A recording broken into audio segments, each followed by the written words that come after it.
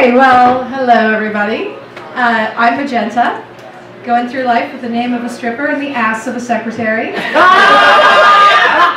Every little girl's dream. My passport says Magenta and my Joe Fresh wardrobe says Kathy. So not a lot of Kathys on the pole.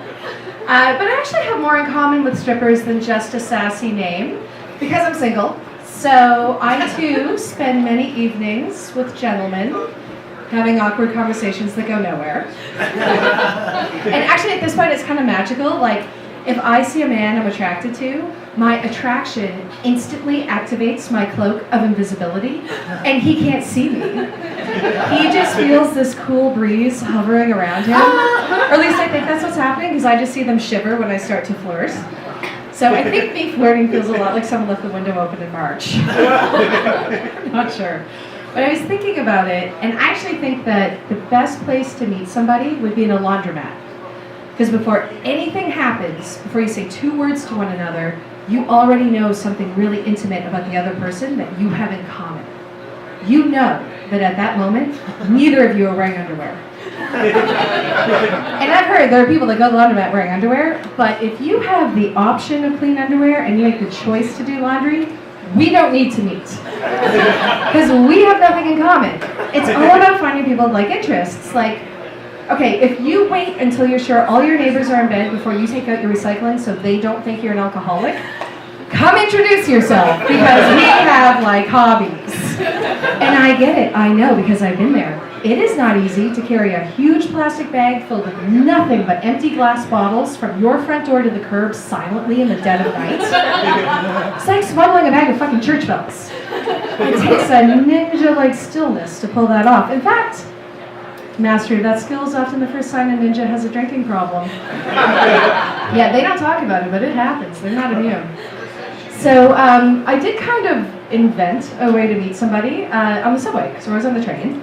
And I was on the subway, I thought I might miss my stop, so I just got out of my seat, looked at the map, got everything I needed from here, but what I didn't get was, while I did this, guy in a business suit got on the train and sat down here. So I got this, I know nothing about this, and I just sat back down. I can tell you, there is nothing more surprising than sitting on a man who does not expect to be sat on. He screamed and jumped up, I screamed and jumped off, or I was pushed off, turns out he's telling the story.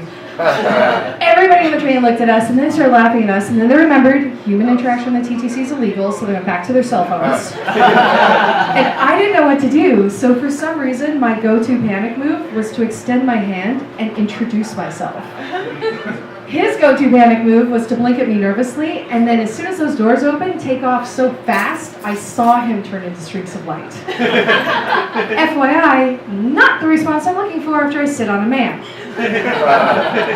So I was thinking about it, I was like, that's kind of dramatic, like I only sat on you.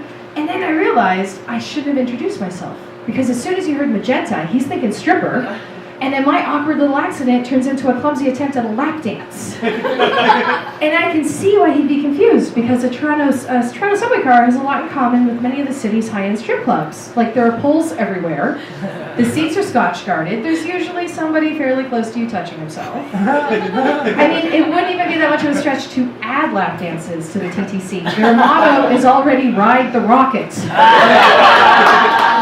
And that's gotta be a euphemism, because I take the subway every day and I do not have a rocket-like experience. So, yeah, I kind of picture it as the brass third rail. I think it could happen. So romance did not ensue, if you're following. And yeah, I kind of think it might have a little bit to do with my attitude, like why I'm still single. Like, whenever somebody asks me if I'm married, my standard answer is, no, I'm just a little tired today. And you know who thinks that's funny? Married people. For a second. And then they don't. Like, a couple of weeks ago, I was sending a text, and I typed in the word monogamous, and my iPhone autocorrected it to monotonous. And I don't even think I was misspelling it. I just think my iPhone gets me. So the next day I turned it in for an Android, because I was like, until there's an orgasm app, let's not be finishing my sentences. I think that's fair. So to make things a little bit more interesting, I'm also vegan. which is awesome because every man dreams of the day he gets to date his first vegan.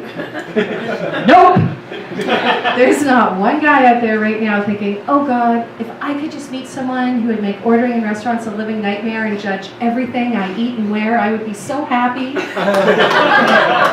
Not one. And I'm not even an uptight vegan. I'm the kind of vegan that puts vodka in her kale smoothie because vodka comes from potatoes, so quite frankly, it's a vegetable.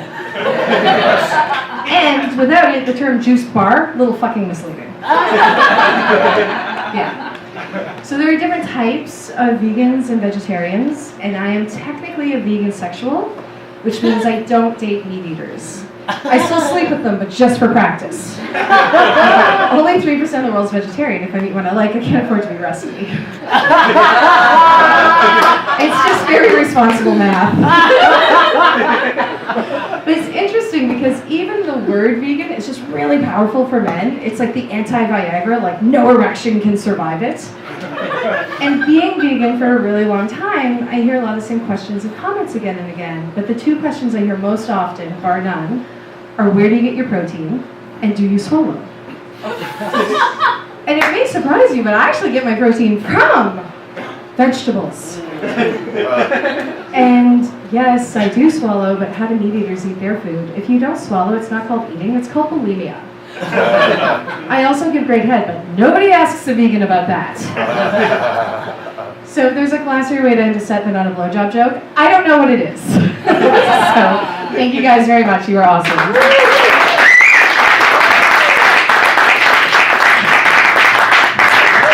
Very funny. Magenta Suzanne, everybody.